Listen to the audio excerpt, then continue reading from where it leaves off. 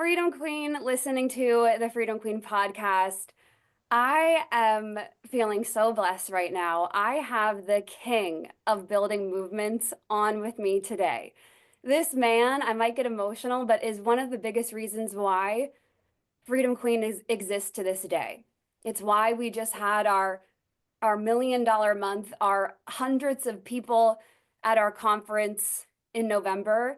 And it's because I went to this man's conference just 3 years ago and wore that rookie badge. So, Russell Brunson, do you want to introduce yourself? Say hello to my audience. I would love to. So first off, thanks for having me. So excited to be hanging out with you. And to introduce myself, I don't even know what to say. I am someone who, 20 years ago, I got into this whole business when I was had just gotten started in college and started learning about business and marketing and became fascinated with it. And spent the first 10 years trying to start businesses, all sorts of weird businesses from like selling DVDs, teach people how to make potato guns, one of my first products, and about a million things in between, and got really good at building these things back in the day that we didn't know what they were called. Eventually they became we started calling them sales funnels. And then 10 years ago, we launched a software company called ClickFunnels that helped people to actually build funnels very quickly. And when we launched it, we were competing against all these like other like traditional software companies. And I didn't know anything about how to launch a software company, but I knew how to like create Yeah. movements and build like a community and get Yes. people together. And so like my partner Todd was building software, and I was like, how do we build? And it was a joke at the time. I was like, how do we build a culture of people who are all interested in entrepreneurship and So good. marketing? How do we make it cool? Because 10 years ago, funnels and marketing wasn't that cool. And Yeah. so that was kind of my role. He was building software. I was trying to figure out how to get people excited by it. And the last 10 years has been insane. It's been like the craziest ride of my life. Yeah. And yeah, it's been really fun. So that's kind of the backstory.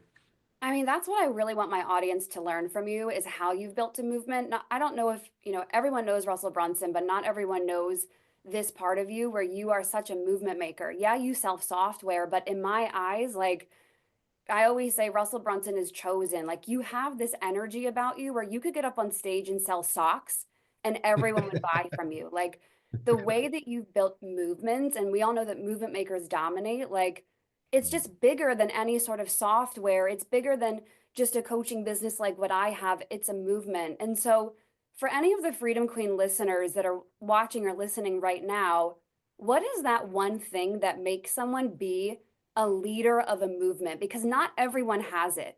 And I see it in you, and I know you've developed it over the last X amount of years. But what would you say is that one thing you look at someone and you go, they could lead a movement that's really big? Yeah, that's a good question. It's funny because like if I would looked at myself even a decade ago, I don't know if I would have believed that I was someone who's going to do it, you know.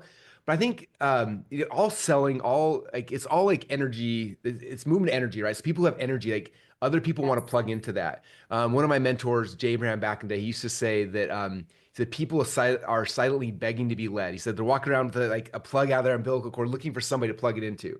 And I thought Wow. that was kind of weird, but like I realized that's true. Like so many, everyone's waiting.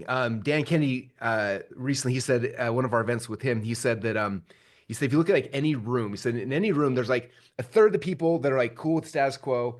There's like a third that are kind of like whatever, and there's a third of the people who said that they're unhappy with their current situation and they're waiting for the radical to arrive.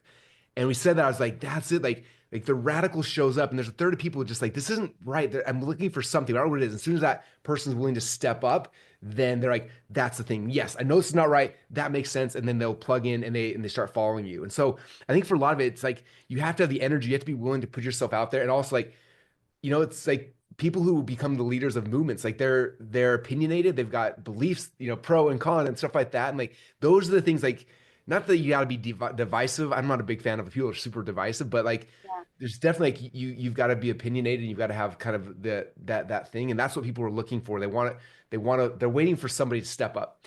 And the people who are Yeah. willing to step up, that's how you get people to start coming towards you. Yeah. They're waiting for that leader that, like, I always think of Jesus, like the OG movement maker. Want to learn how to build movement, just follow Jesus. It's like, that's what he did. And something I've gotten a lot of hate for in the last couple of years is I talk so much about energy. I talk Mhm. so much about charisma. And I really believe and know like that's something that led to last month being a $1.4 million month. That's what led Mhm. me to come to your first event as a rookie. And then this year we've had a $2 million cashier after being in your inner circle. And it's like, So you know, cool. I get hate on the internet like, oh, she's just so energetic. She's so like that. But that's why I've always been so attracted to you. And you just say it like it is. It's like, if you want to lead a movement, you need to be energized. If you want to move people, you need to be able to move yourself first. Yeah. And it's funny because uh like people are so scared of people not liking them that they want to shrink and hide, you know? And it's funny because you're right. I get people all the time. They're like, I don't like that Russell. He's too blah blah blah, you know, whatever it is, right? And it's funny because for a long time that was hard for me. And I'm sure you probably the same way. You see the comments, you're like, oh, like am I and like your instinct is to shrink back down and to hide because that's what feels better, right? Like there are two things that happened to me that actually helped me to overcome this. Anyone who wants, like, when you start putting yourself out there, you'll start feeling that resistance of shrinking. One is again, I mentioned Dan Kennedy. Dan Kennedy was my first big mentor, but he said something so powerful. Um, he said, if you haven't offended someone by noon every day, then you're not marketing hard enough.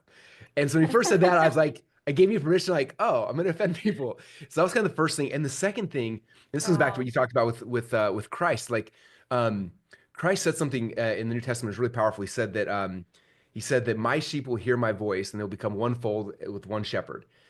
yeah, And it was so true for him in Christianity, everything, right? But like it's an eternal principle. Like it's true for anybody. Like every single person, like we all have a voice and we put our voice out there. And your sheep, my sheep, whoever, like our sheep will hear our voice and they will come to us, right? And that doesn't mean that everyone's gonna come to you. It's just your sheep. Like some people, again, are not gonna like me or you or whatever. It's like that's yeah, okay. You gotta be okay with that because like you look at Christ, he was not trying to bring everybody to him. He was trying to bring his people to him.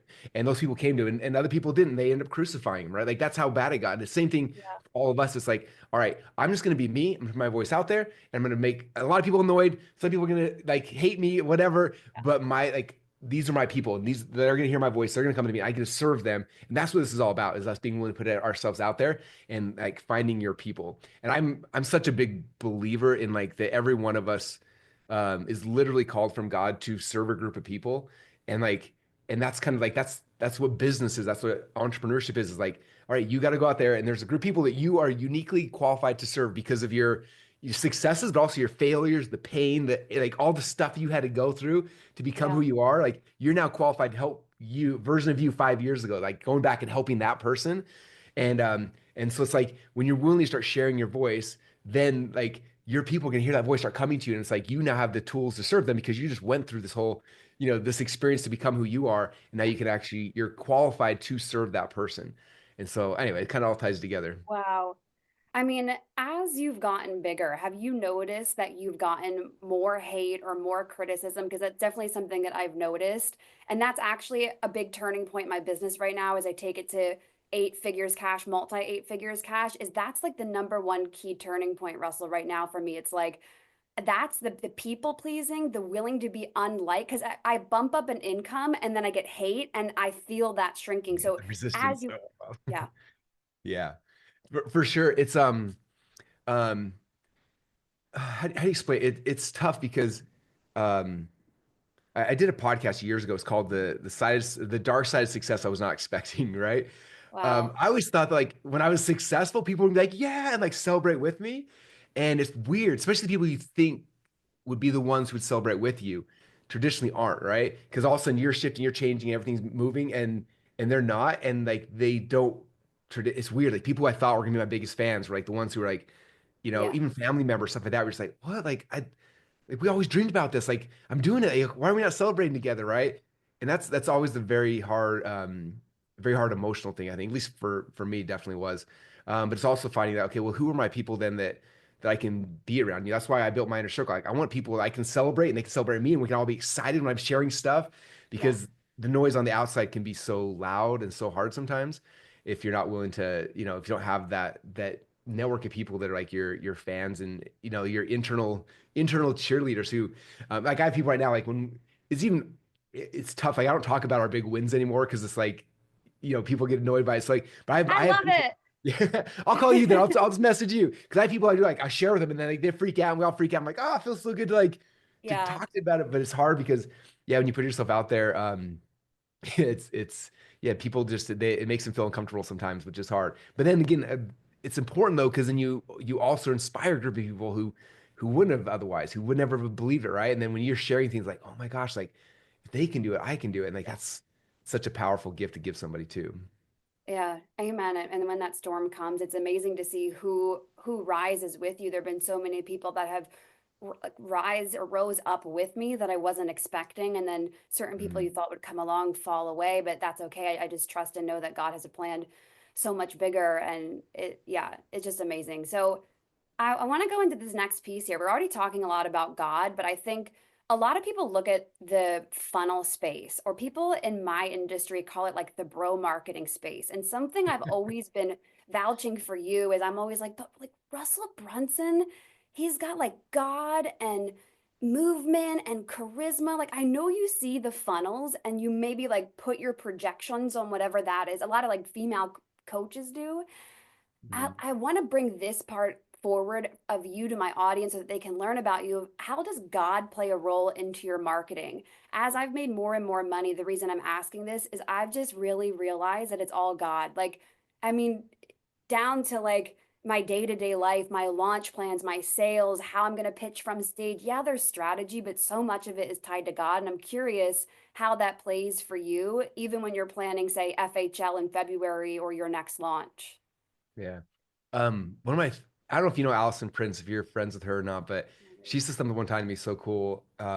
She was like, I think she's like 5 years ago, whatever it was. She's like, a couple of years ago, she's like, I made a commitment to God that He's gonna become my business partner. And she's like, as soon as I did that, everything else started making like just started working.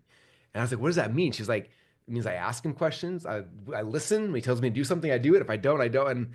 And I don't think I've ever gotten to that point, but it's so cool to hear her say that. And she's like, wow, that's such a neat thing to think about that. For me, it's like I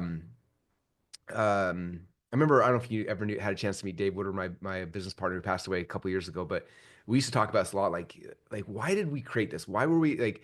Yeah, I think about why was it 20 years ago when I was in college? Why did I get like when I Mm, started hearing about marketing that like because I was a horrible student, like 2.1 cumulative GPA, barely graduated anything. Like I was, and then for some reason, like this thing, I started hearing about this stuff, and like it sparked in my head. It was exciting and made sense, and like I couldn't sleep at night. So like, why was why was that seed planted in my yeah. head?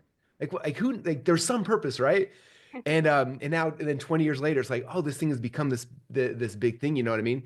And so for me now, like when Dave and I used to always talk about this, just like this whole thing is not of us, right? Like there's something bigger at play. Like um like we're not just selling products and things like that. And Yeah. I had like a coach that I worked with for a while. She was really cool. She's actually had been one of my students. Her and her husband were in the real estate market. They built a big business and sold it and everything. And she was doing this coaching with me, and she was just really intuitive, like really just really cool person. And I remember she asked me something about my business and my spiritual life. And in my mind, I was like, these are two separate things. I'm like, God cannot care less about my business. Mhm. So I was like, over here I'm doing my God stuff, over here I'm doing my business stuff. And she looked at me, she's like, you don't understand it, right? I'm like, understand what? She's like, you don't understand these things are the same. And I was like, what are you talking about? I was like, God couldn't care less that I'm making money or I'm teaching people to make money. And she's like, are you serious? She's like, we were your students. Like when we ran into you, we were broke. We were in bondage. We did not have the ability to serve our family, let alone other people. And what you gave us was not how to make money or how to build a funnel. Like, you gave us freedom from bondage. And now we have a community. We have people we serve. We have all sorts of things. We can give money to charity. Like we can do so many things. Like what you gave us was freedom. She's like, if that's not a spiritual gift, I don't know what is. And it was the first time I was like, oh my gosh, I didn't ever realize these things are together, right? And I started thinking, I'm like, man, 20 years ago, why did God get me excited about marketing? Like, why was that the seed that planted that lit me up, right? Because 20 years later, I was going to be helping these people to do all sorts of stuff, like, and so for me, Yeah. it's just like, I keep coming back to like um, how intertwined these things are, where um, I don't know, even like ideas. Have you ever, I'm sure you've seen this people who they get an idea or they see someone have an idea. They're like, oh, I had that idea too, or like they see Uber, like, oh, I had an idea for Uber before, right? And I'm Yeah. a big believer. I feel like God gives ideas to lots of people. And he's trying to see like who's going to be a good steward of this idea, Wow. right? So he like plants a little seed, we have an idea, and everyone has the idea, and then one person like does something with it and is like, oh, this person's a good steward of ideas. Let me give them another idea and another one and a bigger one. And I think about for myself, like one of my first product was like how to make a potato gun. That's so dumb. But that was like my first idea. First idea I had. So I did it. And in my belief is that God was like, wow, Russell's a good steward of Yeah. I gave him an idea. He did the thing. Let me give him a little better one. Let me give him and then, decade later, all of a sudden he's like, ClickFunnels. I was like, oh, Yeah. because Russell's a good steward of ideas. And like I would take them and do things. And I think Oh, that that's what entrepreneurship's taught me, just like as an idea comes, it's yeah. like, okay, I'm gonna be a good steward of this. It doesn't make any sense, but let's go. Let's see what happens and we'll see where it goes. And when Yeah. you do that, it always creates something amazing. I was talking about this on stage at Freedom Queen Live. It's the tap on the shoulder, and I talked about being at your first when I was at your first my first FHL 2021, and I was sitting in the audience with the rookie badge, felt the tap on the shoulder from God. God said, "One day you're going to host a conference," and doesn't make any sense. And then my fiance and I were crying tonight at dinner, praying about you, thinking 3 years later this is happening, and we literally started from the bottom now here, and just because of you. And we often thank God for you and God giving you that desire to go forward and do this, and it just creates this massive ripple effect. And that's something I want my audience to know about you, is you have a huge God background, and I've been seeing you post so much more about it too in your social media content. Has that been something that you've intentionally been bringing more forward in your Instagram account? Yeah. Um, I started a couple of years ago, like it was after my conversation with my coach, and she connected those things in my head. I was like, wow. And then for me, like it changed how I pursued business, right? Like I had more certainty, like I'm doing the right things. I was more passionate, like I'm changing people's lives, like this is a calling. I'm gonna, so it changed Yeah. me. And that was like, if it had the big effect on me, like I should let other people know this too. Yeah. Like because a lot of times, I don't know, there's a weird thing with money where people come in and we feel guilty because of it, right? Because like, oh, money's evil, and there's always this thing, right? And I'm like, I don't, like the scriptures say, the love of money is the root of evil, right? It's not that money is, it's the love of money. That's the obsession. Yeah. And I notice as entrepreneurs, they start a business to make money. They make a bunch of money. They find out how unfulfilling that is, and then some of them leave, or they start realizing that the fulfillment comes from like who you're serving, and they shift it. And all of a Yes. sudden, like, it's like how can we get people to get that shift? And so for me, like every time I talk to entrepreneurs, I want them to know, like, if you Yep. if you feel that, what you said, the tap on the shoulder, the call to contribution, if you felt that, that's a real thing, I believe. Mm-hmm. And it's not just something like you being greedy, you being selfish. It's God saying, like, it's time for you to step up, and you're going to go on this path. It's going to be hard. It's going to be brutal. You're going to have to change who you are. But if you're doing that, you have a chance to change people's lives, and you get paid in Wow. the process, and it's amazing. But the journey's not easy, as you know, right? It's a lot of work. You are taking us to church right now. And I once saw a post. You said something like, there's a certain point in every entrepreneur's journey when they pivot from needing to make money into impact. At what point do you find that? Do you find it's when they kind of get out of survival mode and like they've made money, they have their roots in the ground? What point do you see that start pivoting? And does that, eyes on the impact unlock more income for them? Yeah. So um, this is where not all everyone's got different motivations, but I feel like a lot of people who start entrepreneurship, so you're just starting because they're just kind of pain, right? They're pain because they don't like their childhood, their family, their life, something that they're not happy with, right? And that is a common like igniter, like ignition for entrepreneurs, right? So go on this pain, and in their mind, they're like, as soon as I make money, then whatever, right? And a lot of times it's out of pain, out of fear, whatever, and that's what starts people. And then they get to the spot where they make money. And I see this all the time because we do the Two Combo Club Awards. We win a Two Combo Club Award, and they're on stage, they're so excited. And then a lot of times they join in a circle, and then later I'll have a chance to have a conversation. And they're like, yeah, like I made all this money, and I realized that like that was not very fulfilling. And I think that's what like I hope everyone has that realization because they're chasing this. And it's anything in life, right? Like Wow. I was watching Misha Tate, UFC fighter that my buddy married, and she was talking about how her whole life she was racing and wanted to be a world champ. Then she became a world champ, and she's like, that dopamine hit lasted 15 minutes. Then afterwards, I was like, huh, that's it, it's just over, right? And we get the same thing with money. And so Yes. again, what happens is people either get cynical and they run away from the business or whatever. But like the ones who survive past like the $1 million mark, the ones who are able to then have that like turn back of just like, I did this thing and like that was not fulfilling. To look back and they see the customers. At least that's what it was for me. I look back and I saw all these people. And I was like, oh, Yeah. this is really cool.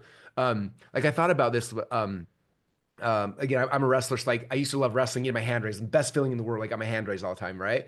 And in business, same thing. Like I win something, I make a bunch of money. Like I just get my hand raised, like this is awesome, and it feels really, really good. And then uh, a couple of years ago, I had a chance to start coaching my kids in wrestling. And so I have twin boys, and they started in fifth grade. And one of my sons, I love him to death. He was really bad at wrestling. In fact, he lost every single match his first year, and it was just brutal. He'd come home off mats crying and just lost after a lot. And like, it was so hard. He told me he's like he'd rather quit and become a ballerina than keep wrestling. And it was like so hard. And we kept trying, work so we'd drill and we'd work hard in my house, and like we just kept trying.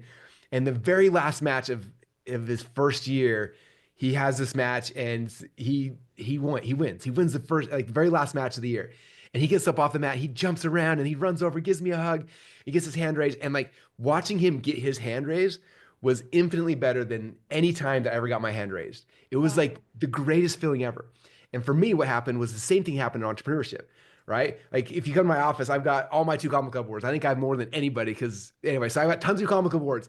I love getting them. I buy myself for myself every time, right? Are you serious? Oh, 100%. Yeah. That's amazing. I'm such a nerd. But the very first time we did the two comic Club awards and people come on stage and they were getting, and I was giving them the awards, like I was like, this feels way better than me getting one. Yeah. Like like seeing somebody else succeed. And I think when you feel that impact of like looking back and like you help somebody else, then like you said, yes, the impact then drives you and fuels you. And like it becomes so much better when they feel that. And so for me, I'm always trying to get people like, how do you get that? How do you get them to feel that initially? Because the faster you get to that, Yeah. the more you're able to grow and the more money you're able to make. But it's yeah, Yeah. it's getting people out of pain to like turning back into like, oh, the real fulfillment comes from the service, not from the money. Yes.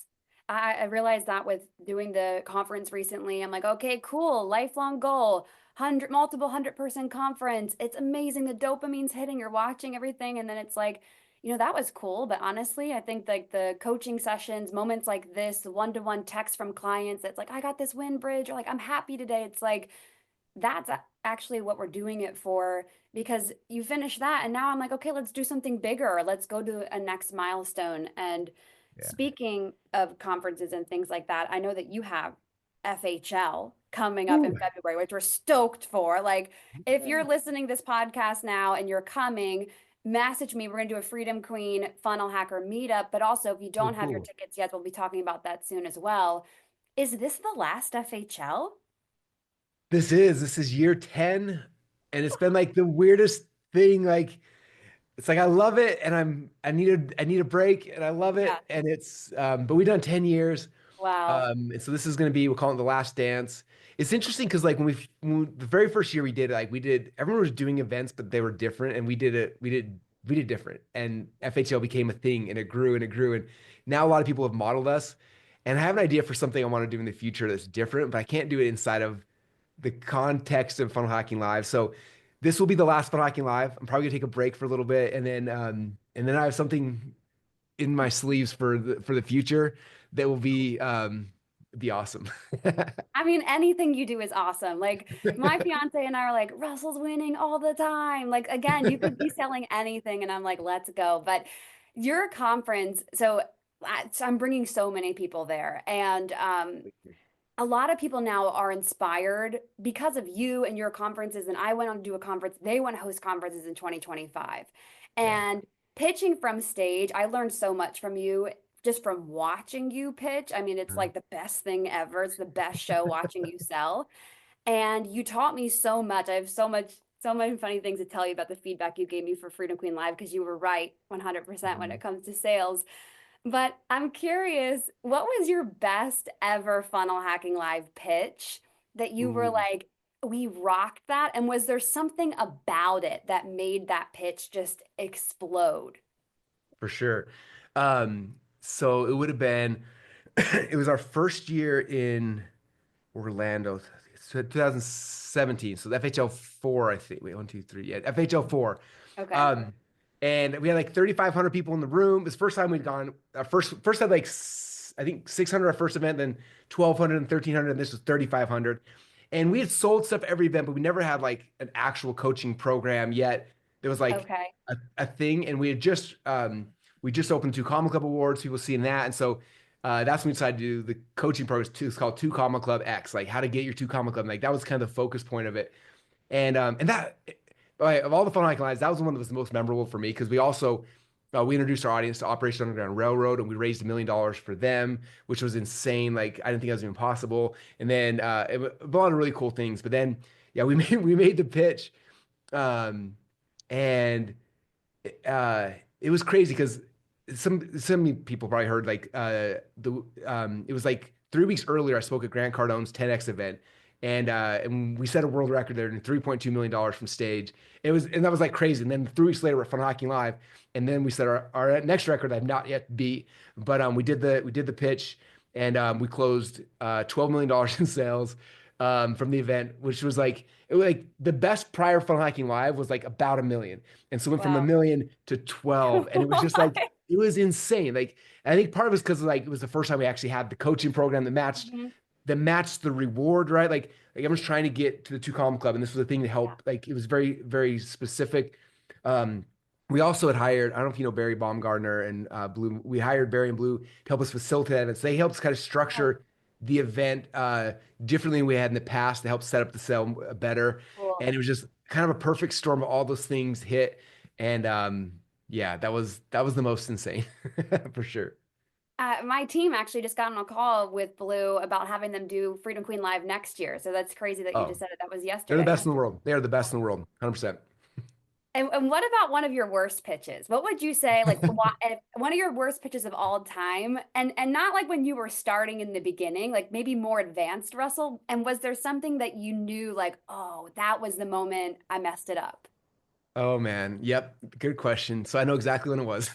So this is this is like so again, Grant Cardone's, and then 3 weeks later, FHL. So I'm like, I'm the greatest of all time. This is I think everything I touch turn to gold. And then there was an event in Atlanta, and Tony Robbins was like, it was a Tony Robbins. It wasn't Tony's event, but he was like the main speaker. They had a whole bunch of other speakers coming in. It was this huge ballroom, and so that was later that same year. And in my head, I don't know why I would do this, but I was like, I'm tired of my pitch. I'm going to change it. And so I wrote a whole new presentation with a new offer, and I don't know, it seemed like the right thing to do at the time, right? Because I was like, oh, this would be so much better. And so we figured the whole thing out. And then also it's kind of weird is our company. So um, with ClickFunnels, like it's kind of weird because we have everyone's credit card, or like I don't know how PCI compliance stuff, right? So like Yeah. on the ClickFunnels platform, there's about $2 billion a year that gets processed through our platform. So because of that, we have a higher scrutiny of like what we have to do with credit cards and numbers. Like we have people Right. like the PCI people like show up at our office, make sure like unannounced, like to see if there's order forms. Like we have a higher level of scrutiny because of that. Yeah. So in the past, like I show up to an event and I have a stack of order forms and we close people. We had handing them out. I'm putting in my backpack and like bringing home in my backpack a bunch of order forms. But at this time, I couldn't do that because I can get PCI compliant. So we had all these different rules. And so we flew down a Okay. whole team of people. We had like 20 people down there with like these suitcases that are like locked down and like, yeah, so embarrassing. But we had these things out. We had the order forms. So we had all of our teams there so we could be PCI compliant. And I'm doing the pitch. And so I'm on stage again. There's a couple thousand people in this room. And I don't know if you ever felt this, but I'm like 30 minutes in, and I was like, I knew that I messed up. I was like, this is not the right audience. This is not the right message. I could feel the offer. I'm like, the offer, like, but you can't do anything. You're standing there. And then in my head, like I'm just getting in my head, but I'm like, I just know this is not going to work. Yikes. And I'm doing the pitch, I'm doing the present anyway. And so it's funny because all the other speakers were like, man, Russell, like they'd heard rumors, and they're like, man, you show up with like 20 people with these armed suitcases, and like this is the real. It's like all the other speakers like watching me like to see how many we get and everything. And I do the close, and it was a $500. I haven't lowered the price of the offer. Oh, it'd be better at $500 versus like the 3 grand we normally were selling things at. And like Okay. anyway, so when all got done, we pulled and we had I think 9 people signed up, and I was like, Nice. it Yeah. was it was so embarrassing. Of like 3,000 people, whatever. 9 people paid $500, which means Yeah. it didn't even cover my flight to the event. Like that's how bad it was. And it was so embarrassing. So 'Cause all their good. speakers like, so how many did you go? Like they all want to know, like, so what were the Right. numbers? How did it close? I was like, um, I don't know. I haven't got numbers back yet. I gotta go. I go hide. It You was know. it was bad. So it's one of those things that's like, man, and it's funny because like that when I was flying back home from the event, I was looking at my presentation. I'm like, I'm so dumb. Like I broke my own rules. Like I knew, like Mm. in hindsight, I don't know. I got so excited about the idea of the thing I was doing, but in hindsight, like I literally broke my own rules. And so I went back, took the same presentation. plug back in all the things that I know that we teach that I do, and then it converted after that. But it's just like one of those things you get cocky and then Yeah. yeah. You're so tuned in. I love what you said there. You were in the middle of the pitch, you knew. You were You're like, like, oh, oh, like that energetic piece, like you're so tapped into the sales. I mean, that's just like pure mastery. In my pitch, I followed the same stack that you taught me in yeah. webinar since day one. And then it was like, is all that worth to you? Because information without implementation, like I was just word for word, and I did So the good. run to the back of the room, and it was crazy. I was like, Russell would be so proud right now. It I was am so proud of you. How did it feel like when it happened? Like, were you like, it's one of the best feelings ever, right? At least for me. Do you love it? I mean, I love sales. I love the art of selling and the art of moving people. It was so like, I was like, I'm made to do this. It was really everything. And before I got on stage to sell, I looked at that rookie picture of me at your event and I was like, dang, like, if that little savage that went to your event as a rookie is now here, like you better get up there and sell and transform. And you said something to me in Inner Circle that changed my life. It was at one of our Inner Circle meetings, and you just said, like, if you don't love your offer, you're not going to sell it. Like people aren't going to buy it. And I poured my heart into this offer, like impact, transformation. And so when I stood up there to sell it, I was basically like, you're crazy not to buy it. But that was because that's what you said to me in Inner Circle. You like, you got to love your offer. Yeah, that belief is so important. It's weird how like again, speaking is like energy transference and belief transference. And like you can say like, oh, I believe this thing, but if you don't, like people subconsciously can feel that. You're 100% right. When you believe it's like this is the greatest thing ever, like you'd be insane not to buy this. I've had two offers, like I'm always launching new offers, new funnels. We've had two offers this year that had just explode. Like some of the best offers I've ever done in the history of my life. Two of them hit in the last 90 days they've hit. And both of them I'm like, as I'm doing the offer, I was like, I guess I'm so much into I'm like, you'd have to be insane not to buy it. Like I literally said that in the pitch because I'm like, this is so Yeah. good. I'm like giggling to myself during it. And like that's what the energy you gotta have with like how much confidence and certainty in your things. And you do that, everyone Yes. else is like, I would be insane. I need to do this. Well, we're So cool. stoked for whatever the heck you're pitching at Funnel Hacking Live. We saw you do a pitch. It was like the membership continuity offer one year at FHL. We were like, this is the best pitch we've ever seen. There was so much certainty. It was just that was that was freaking amazing. So at FHL this year, I know listeners might want to sign up, so we'll have the link inside of the show notes. You'd be crazy not to go to FHL. I'm going to be there. We're going to have like 20 other Freedom Queens there. What should we expect at FHL this year? Like, I'm going to go crazy and tell everyone to come, but is there anything my audience should know about coming to FHL 2025 besides it being the last dance? Yeah. It's gonna be so much fun. So we have a lot of cool things happening. And just so you guys know, like these events are not cheap. So I always tell people like if you had a friend who's spending, I think our budget's like $6 million this year. So we're in $6 million to throw a party Yeah. for you. And you just got to come and hang out with the coolest marketers and business people of all time and the greatest speakers of all time. Wouldn't you come and pay $1,000 for a ticket? Like it's insane. Yes. Um, so Tony Robbins has been a big partner in our business throughout the year. So Tony's gonna be our final keynote, and he's gonna blow the roof off the building the very end, which is gonna be such a cool way to kind of end the decade. But this event, I'm trying to spend more like my big focus for the last like 6, 8 months with entrepreneurs is like getting them to be able to create offers and to speak to sell and things like that. And so Wow. this year's event is a lot more focused on that.